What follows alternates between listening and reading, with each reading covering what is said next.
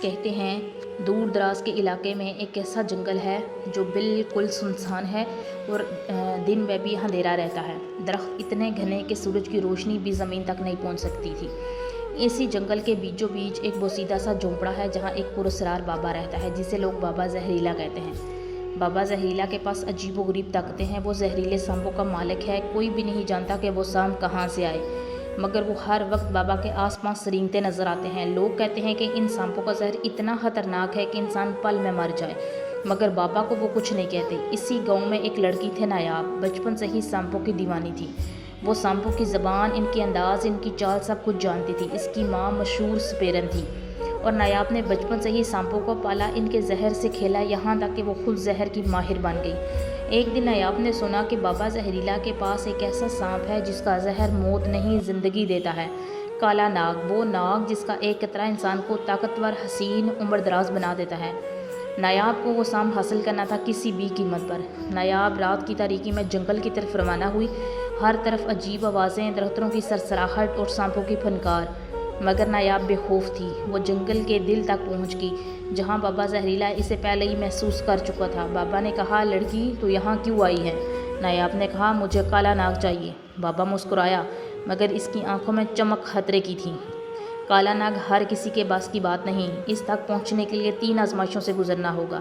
اگر ایک بھی ناکام ہوئی تو تو خود سانپ بن جائے گی، ہمیشہ کے لیے۔ نایاب نے چیلنج قبول کر لیا۔ پہلی آزمائش تھی سانپوں کی غار۔ نایاب کو ایک غار میں داخل ہونا تھا جہاں ہزاروں سانپ موجود تھے۔ ان میں سے ایک سانپ جھوٹا تھا، مطلب وہ سانپ نہیں تھا بلکہ ایک سانپ کا روپ دھارے جن تھا۔ نایاب نے سانپوں کی زبان میں بات کی اور ان کی حرکتوں سے پہچان لیا کہ کون اصلی ہے اور کون نہیں۔ اس نے جن کو پہچان لیا اور وہ دھواں بن کر غائب ہو گیا۔ دوسری آزمائش تھی زہر کا پیالہ۔ بابا نے زہر کا پیالہ دیا۔ اس میں 3 قطرے موت کے تھے اور 2 زندگی تھے، پینا ہے اور بچنا ہے۔ نایاب نے سونگھ کر زہر کی تھوڑی سی مقدار چکھ کر پہچان لیا کہ کون سا زہر کا ہے اور کون سا صحیح۔ اس نے صحیح اندازہ لگایا اور زہر اسے کچھ نہ بگاڑ سکا۔ تیسری آزمائش تھی سانپ کا دل۔ اب نایاب کو خود کو ایک سانپ کے دل کی دھڑکن سے آمہنگ کرنا تھا۔ اسے سانپ کے دل کی رفتار کو محسوس کر کے اپنی سانسوں کو ویسا ہی کرنا تھا، ورنہ سانپ حملہ کر دیتا۔ نایاب نے آنکھیں بند کی، سانس روک کر سانپ کی حرکتوں کو محسوس کیا اور چند لمحے بعد دونوں کی دھڑکن ایک ہو گئی۔ سانپ نے اپنی پھنکار روک لی۔ بابا زہریلا مسکرایا، تو نے وہ کر دکھایا جو کوئی نہ کر سکے، کالا ناگ اب تیرا ہے۔ بابا نے کالا ناگ نایاب کے حوالے کر دیا۔ سانپ اس کے ہاتھوں میں آ کر چپ چاپ لیٹ گیا، جیسے برسوں سے اس کا انتظار کر رہا ہو۔ نایاب نے واپسی کی راہ لی، مگر اب وہ نایاب نہیں تھی، وہ سانپوں والی رانی کہلانے لگی۔ کہتے ہیں اس نے کالا ناگ کے ذریعے ایسے علاج دریافت کیے جو بڑے بڑے حکیم بھی نہ کر سکے، مگر کچھ لوگوں کا ماننا ہے کہ وہ خود بھی آدھی انسان اور آدھی سانپ بن چکی ہے۔ یہ تھی سانپوں والی کہانی۔